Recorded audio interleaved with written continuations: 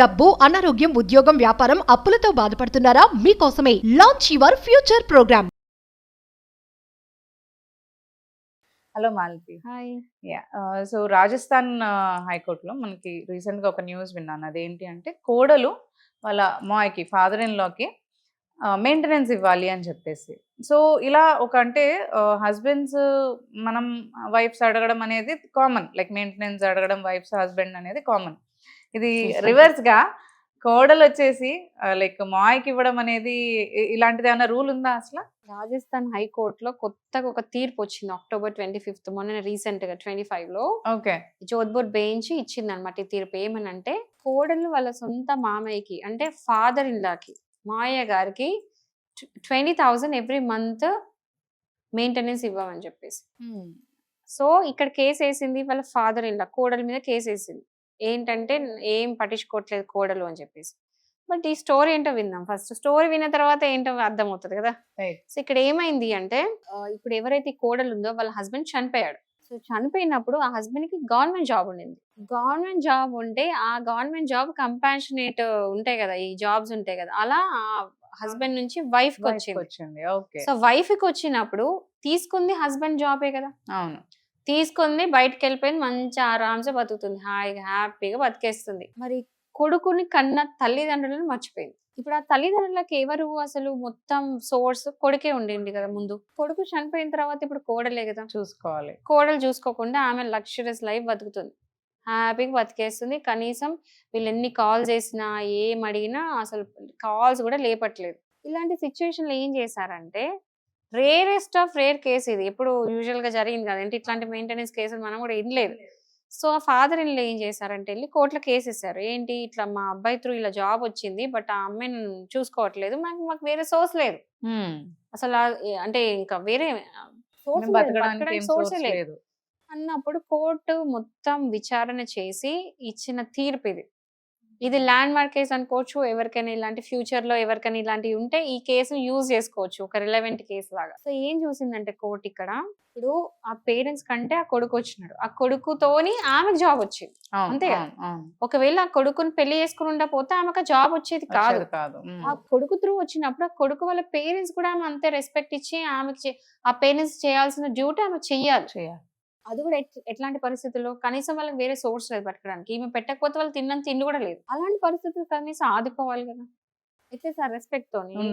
మా హస్బెండ్ వాళ్ళ హస్బెండ్ వాళ్ళ పేరెంట్స్ కి ఇవ్వడం తప్పే లేదు కదా, ఇంకా వాళ్ళతో వచ్చిన జాబ్ కదా. అలాంటిది ఆమె కనీసం కాల్స్ కూడా ఎత్తకుండా ఏం పట్టించుకోకుండా వెళ్ళిపోయి ఆమె లైఫ్ హ్యాపీగా బతుకుతుంది అని చెప్పేసి కోర్టు ఇలాంటి అంటే కోర్టు ఇట్లాంటి ఇవ్వడం కూడా షాకింగే.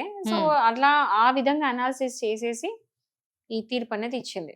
సో ఇప్పుడు ఆ కోడలు వాళ్ళ మామయ్యకి 20,000 ఎవ్రీ మంత్ మెయింటెనెన్స్ పే చేయాలి. సో ఇది ఓన్లీ అక్కడేనా, మన దగ్గర కూడా వర్తిస్తుందా? ఇలాంటి ఎక్కడైనా వర్తిస్తుంది. ఇప్పుడు చూడండి, ఒకటి ఏంటంటే ఇప్పుడు జనరల్ ఏంటంటే ఒకటి ఉంటుందండి. ఇప్పుడు మన స్టేట్ లో మన హైకోర్టు ఒక డెసిషన్ తీసుకుంటే అది మనకు అప్లై అవుతుంది.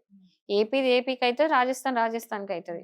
సో ఇలాంటి మనం ఏంటంటే ఒకటి ఎగ్జాంపుల్ లాగా ఒక రెఫరెన్స్ కేసు లో యూజ్ చేసుకోవచ్చు. సో ఇలాంటి జరిగిందండి రాజస్థాన్ లో. ఇప్పుడు ఇలాంటి సిమిలర్ కేసు అయింది అనుకోండి, రాజస్థాన్ లో ఇలాంటి కేసు అయింది, ఇది రెఫరెన్స్ లా తీసుకొని కన్సిడర్ చేయండి అని మనం అడగొచ్చు. బట్ అల్టిమేట్లీ మళ్ళీ కోర్ట్ డిస్క్రిప్షన్, అంటే కోర్టే డిసైడ్ చేయాలి. అది రిఫరెన్స్ లాగానే యూజ్ చేసుకుంటారు. సేమ్ డిట్టో అట్లాంటిదే జడ్జిమెంట్ ఇవ్వు అంటే ఇవ్వరు, ఎందుకంటే సేమ్ క్యాడర్. ఇప్పుడు Rajasthan high court is equal to Telangana high court is equal to AP, అన్ని హైకోర్ట్స్ ఈక్వలే. సో వేరే వాళ్ళు ఎవరో ఇచ్చారు కాబట్టి నేను ఇవ్వాలని రూల్ లేదు, బట్ అది కన్సిడర్ చేసి అదే విధంగా ఇవ్వచ్చు అనేది ఒక రెఫరెన్స్ లాగా హైకోర్టు జడ్జెస్ యూజ్ చేసుకోవచ్చు. బట్ ఒకవేళ సుప్రీం కోర్టులో కనుక ఇట్లాంటి జడ్జిమెంట్స్ వస్తే మాత్రం ఖచ్చితంగా హైకోర్ట్స్ వినాల్సిందే. ఎందుకంటే సుప్రీంకోర్టు నుంచి ఒక ఆర్డర్ ఉంది, ఆల్రెడీ ఇట్లా ఆర్డర్స్ ఉన్నాయి కాబట్టి ఈ రెఫరెన్స్ కేసు ఉందండి, ఇట్లాంటి రిలవెంట్ కేసు ఉంది చూడండి, ఆల్రెడీ సుప్రీంకోర్టు కూడా ఇందులో ఒక తీర్పు అనేది ఇచ్చింది అని చెప్పేసి మనం రిక్వెస్ట్ చేసుకుని అడగొచ్చు.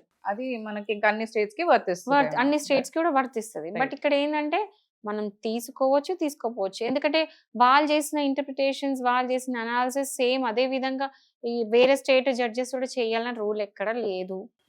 సో అలా చేయాలి, ఖచ్చితంగా అదే తీర్పు ఇవ్వాలని లేదు. బట్ ఒకటి రిఫరెన్స్ లాగా మాత్రం తీసుకోవచ్చు. ఇలాంటిది ఒకటి అయిందండి.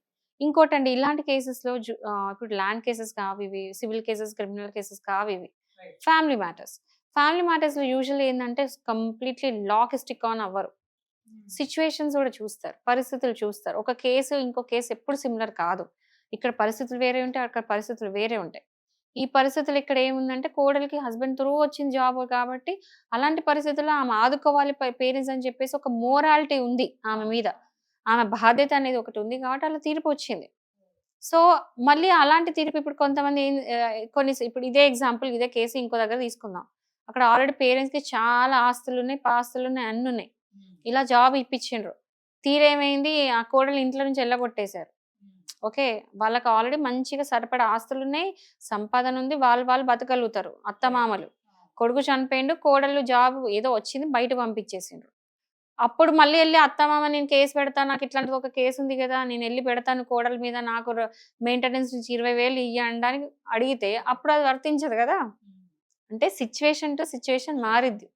అంటే అన్ని సిచ్యువేషన్స్ ఒకలాగా ఉండదు. సో అక్కడ వాళ్ళ పరిస్థితులు, పీపుల్ అన్నిటిని అనాలిసిస్ చేసి లాని దృష్టిలో పెట్టుకొని జడ్జిమెంట్స్ అనేది ఇస్తారు ఏ కోర్ట్ అయినా కూడా. సో ఒకటి ఉంది కదా అని చెప్పేసి నేను పోయి వేసేస్తా అనడానికి ఉండదు. అది కంప్లీట్ గా description of the court will decide. Thank you.